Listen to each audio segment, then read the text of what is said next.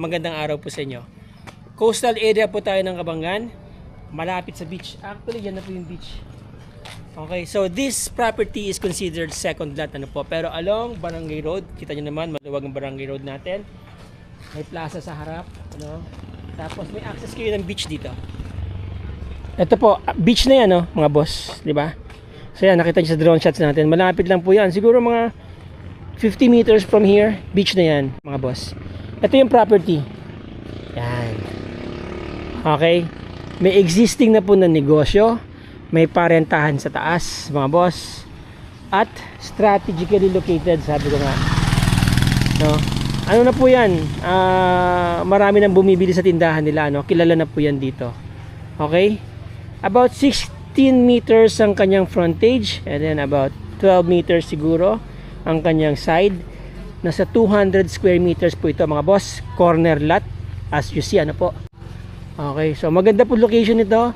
About 5 to 6 minutes from the National Highway. About 3.5 hours to 4 hours from Metro Manila, mga boss. Okay, so sabi sa akin ng owner, iiwanan niya lahat, pati laman ng tindahan. May dadalhin lang siyang konting mga gamit. Fully furnished ang bahay. At split type ang mga aircon. Okay, pwede nyo rin po ito i-convert into a restaurant business kung gusto niyo. So magsisimula po dito yung marker ng property, yan sa may poste na yan, and then doon sa bakod. Kaya meron po kayong maluwag dito na parking space, naka setback yung property mula doon sa boundary niya. That's why you have enough space here. Okay, gated of course, and yan, and then source ng tubig nila, pump, and then may bomba pa dito. May pocket garden kayo. Naka-backfill po yung property, may gravel na. Okay? So, from here, elevated pa yung property, nakataas pa, Okay, so nice. So, you have here small bedroom for your kids. And then this is master bedroom. Yon. Spacious, mga boss, ha? Mataas ang kisame. And then I think this is a well-built structure. See? Definitely. Yeah, and then you have an open space here, dining area. You can actually turn this into a restaurant if you want. So you have your CR. Yep. Yeah, toilet and bathroom here. Okay. There you go. Nice. All right, and then of course you have your store. Okay, you have your ice cube machine included in the sale, and the freezer and everything here actually. And the owner told me they're just going to bring few chips on the road when you're going to acquire this, the moment you acquire this property. All right, Everything stays. Only everything a few stays. bags of chips and some Coke. Yeah. And ito po yung kitchen, mga boss, Maganda, very spacious. Kasi nga, dinesign niya to just in case na gagawin niyang restaurant itong place na to. Mini restaurant, You have enough space to move dito sa kitchen. Pwede pa kayo maglagay ng prep table dito sa gitna. Yes. And so, there's the electrical circuit breaker, alright. And maganda yung kanyang pagkakadesign ng cabinet. You have sliding lang po siya. So, space saver, You don't have to open it all the way, diba? Yan. Right? So, double sink. And maganda, At least hindi siya bakal. Safe from rust. Right. And movable. And movable as well. Yun. Okay. So, meron kayong options. Alright. This is a nice ref, huh? Imported. Very old. Uh-huh. Very old. Yeah, still working perfect. Does not look that nice, but you see, the red horse is cold. Uh-huh. Ice cold. Yes. Wow. Can I have one? Here you go. All right. Can we check out all the rooms upstairs? Yes, of course. All right. So mga boss, tignan natin yung mga mga parentahan nila sa taas, ano po. And Storage. is the water potable? I mean, you can drink it? Yes, perfect. It's perfect nice. water. Oh, crystal clear, huh? Crystal clear. Yes. That's the water. What comes out of the faucet Uh-huh. from this well Yeah. goes to the electric pump Uh-huh. and through the whole house. Okay. It's perfect to drink. So this is your small storage area, right? That's Ah, you're going to take all the I tools. take all the tools. Kukunin niyo po lahat ng mga tools kasi ano yan eh, may sentimental value sa kanya yan. Yeah. This has sentimental value, right? Oh yes, tools for my father, all tools. Yep. So you have an exit door here. We have an exit door here.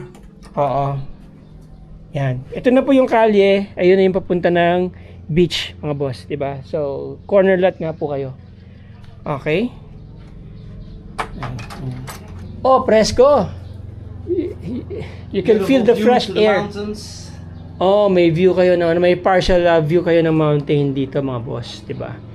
Tapos may mga kapitbahay kayo, mga yan, nag-invest na rin dito, nagpagawa na rin ng mga bahay nila dito, oh. 'Yun. Ang ganda ng talisay na to, mga boss. Provides the shade and the cool air. Exactly. Yes. And everyday sunset. Yeah. This is actually a sunset beach. Yes. This room we can have 4 people sleep on top, the double. And then in the bottom we have the pull out.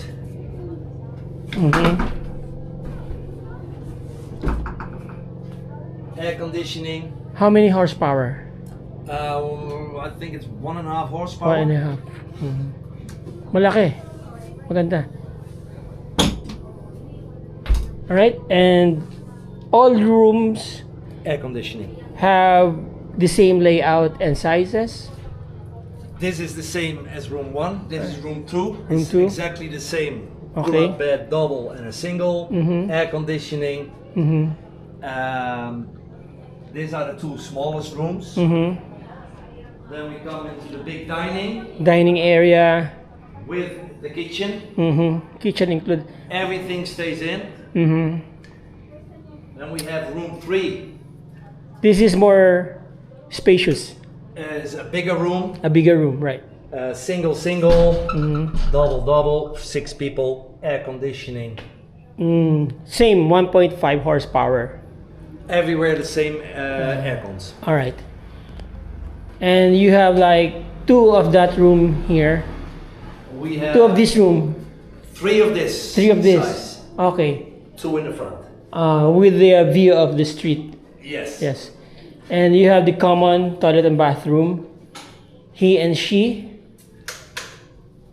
No. Oh, nice. So tidy, huh? Very clean, no? Of course. Very clean. Hygienic. Hygiene is of paramount.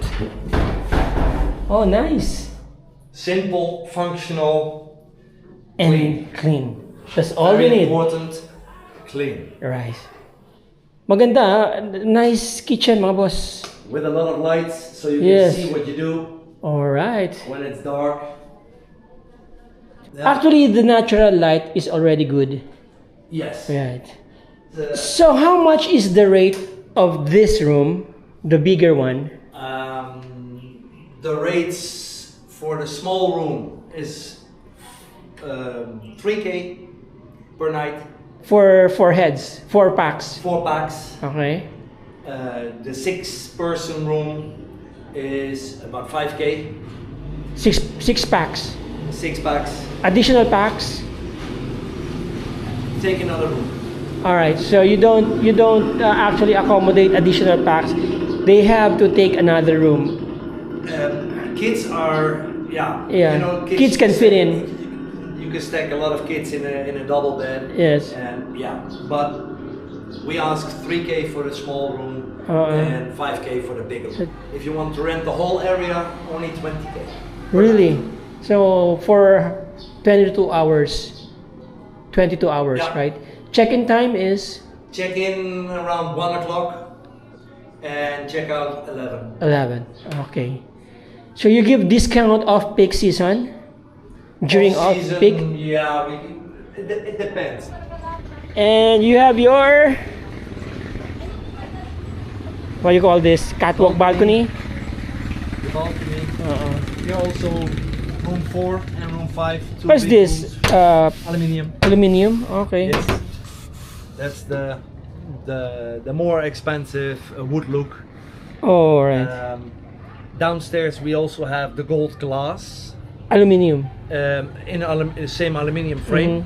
The expensive wood aluminium frame, wood look. In the top we have the plain glass, but with foil on it. With what? With foil, gold foil. Foil. Foil. What's that for? So the sunlight Reflects. is blocked and it does not get too hot in the room. Okay. And the aircon does not have to work too hard. So there you go mga boss, no? Same room. So from here, you got this view. Fish landing. That's the fish landing place, and you know the basketball court, and you have here the barangay Banday Dagat, and you have a very accessible road from here, and of course very near to the beach mga boss. 70-meter walk. 70 meters walk. Yeah, you can even, you know, crawl when you're drunk coming from the beach. Yeah. You designed this place? Yes. You designed the layout? I designed it, I built it. It's strong Strong. because I know the Philippines is has some seismic activities, earthquakes. So sometimes, yes, it shakes, and you need to build thick rebar, hollow blocks filled up completely with concrete, so the blocks do not break. That's why it costs a lot of money to build, but that's why it's strong. It's quiet here. Yeah. It's clean. It's free beach access. Yes. Almost every day, when it's possible for the fishermen to go out, there's always Fresh catch. fresh catch. At the fish landing, at the end of the basketball court, there the fish arrives, and you can go there and buy fresh fish. Yes. 220 square meters. 220 square meters, and everything are all in. All documents complete. Complete, yeah. And buyer pays for transferring title and yes, everything stays in upstairs.